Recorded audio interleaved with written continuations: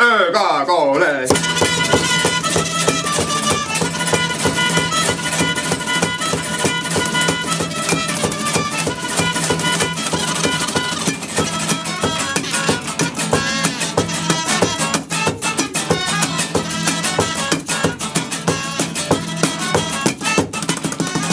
Mä silmiäni usko en.